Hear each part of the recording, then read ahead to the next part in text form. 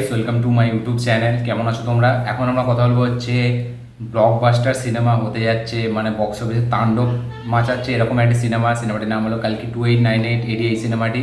এই সিনেমাটি দিনকে দিন যা বক্স অফিস আসছে, বলা যাচ্ছে যে বাহুবলী 2 এর পরে প্রভাসের এই সিনেমাটি হয়তো 1000 কোটি টাকা কালেকশন আনতে পারে। ইয়েস, এরকমই শোনা যাচ্ছে, কারণ এই সিনেমার যে বক্স অফিস অলরেডি বৃহস্পতিবার শুক্রবার মিলিয়ে, ঠিক আছে, এই সিনেমাটি 298 কোটি টাকা world wide box office collection করেছিল এবং হিন্দি ভার্সানের টোটাল ছিল 45 কোটি টাকার কাছাকাছি, 45 না 44 এরকম কোটি টাকার কাছাকাছি, এবং মানে ইন্ডিয়া গ্রস ছিল 187 কোটি টাকার মতো।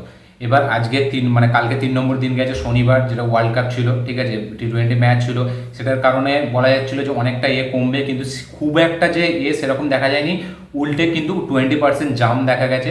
এবং সেই হিসাবে আজকে নেট কালেকশান এসছে 25 কোটি টাকা। ইয়েস, হিন্দি বেল থেকে নেট কালেকশান এসছে, হিন্দি বেলটার কালেকশান বলছি আমি, 25 কোটি টাকা হিন্দি বেল থেকে নেট কালেকশান এসছে, যেটা প্রথম দিন এবং দ্বিতীয় দিনের তুলনায় মানে 3 নম্বর দিন আরও বেশি গেছে।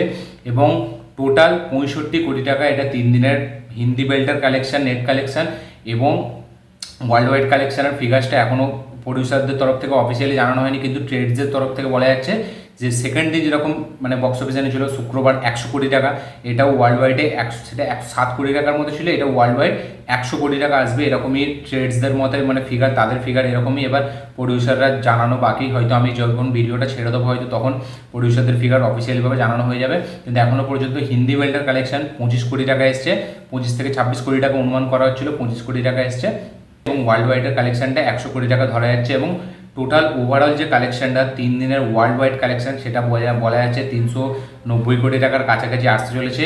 এবং এই সিনেমাটি আরও একটি রেকর্ড করেছে, যেটা হচ্ছে জওয়ানের রেকর্ডকে ব্রেক করেছে।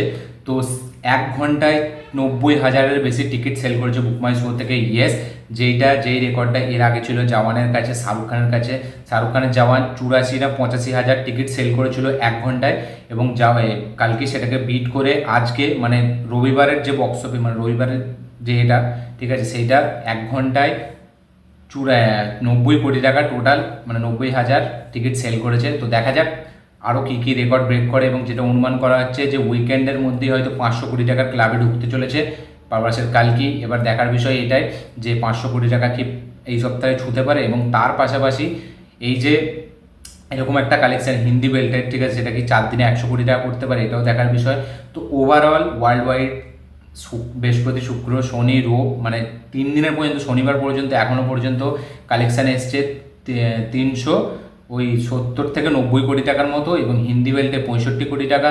জওয়ানের রেকর্ড যেটা ছিল 1 ঘন্টায় 86,000, সেটাকে ভেঙে 1 ঘন্টায় 90,000 টিকিট সেল করেছে কালকে। তো বোঝাই যাচ্ছে হিন্দি বেল্টে আবার একটা প্রভাসের মানে 6 নম্বর ফিল্ম হতে চলেছে, যেটা 100 কোটি টাকার ক্লাবে ঢুকবে, এবং তার পাশাপাশি ওয়ার্ল্ড ওয়াইডে হয়তো 5 নম্বর ফিল্ম হবে, যেটা প্রভাসের 500 কোটি টাকা ক্রস করবে। তো দেখা যাক আরও কী কী নতুন রেকর্ড করে। তো বক্স অফিসে খুবই মানে ব্যাপক রেসপন্স পাচ্ছে, এবং আজকে আর কোনো বাধা বিপত্তি নেই। কালকে ওয়ার্ল্ড কাপ ছিল, আজকের অ্যাডভান্স বুকিং বিশাল, এখনও পর্যন্ত 1.2 মিলিয়ন বুকমাই শোতে টিকিট সেল করেছে মানে আজকের জন্য, ঠিক আছে। তো দেখা যাক সেটা কীরকম কী রেসপন্স আনতে পারে, এবং অফিসিয়াল ফিগার্সটা মানে প্রডিউসাররা কখন জানায়, এটাই দেখার বিষয়।